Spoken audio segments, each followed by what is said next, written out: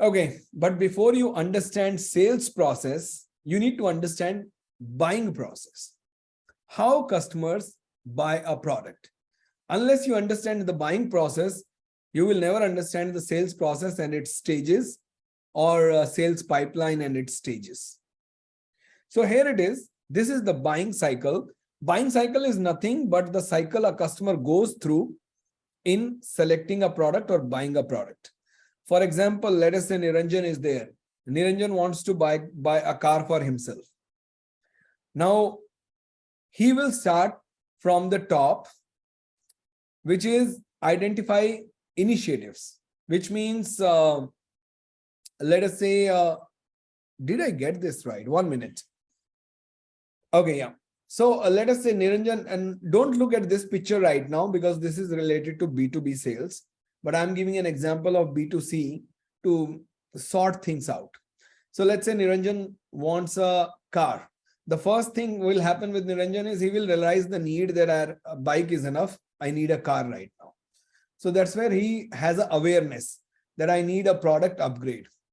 Then second thing he will do is he will start his own inquiry. What cars are the best cars? Based on my budget, based on my need, based on the delivery time and all those kind of things, he will finalize 3 to 4 cars. Then third thing he will do is he will go for product demonstration, where he will go to the office or the store and he will look at those cars. And after that, he will finalize one of the car model that he wants to buy. Once that is done, he will move into the next stage of negotiations, where he will negotiate the price that he wants, the terms that he wants, payment terms, how he wants to pay, and all those kind of things. And then he moves on to the last part, which is payment. And after that, he would like to avail the after sales service, which can be a regular service, which can be any repairs, part replacement, and all those kind of things. So that is a typical buying cycle. Similarly, in business also, business people, those who wants to buy your products or your service, they go through a lot of stages. One is based on their business problems, they identify they need a product.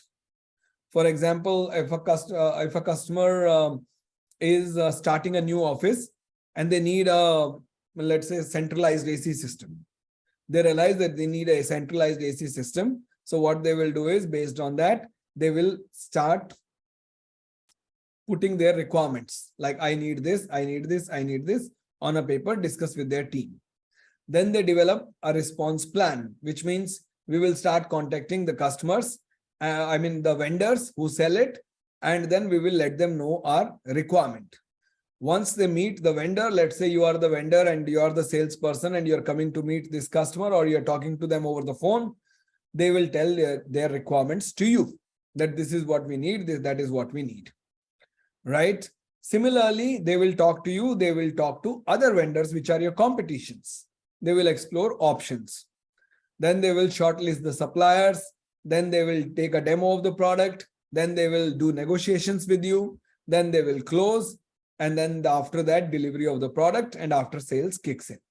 So that is a typical buying cycle.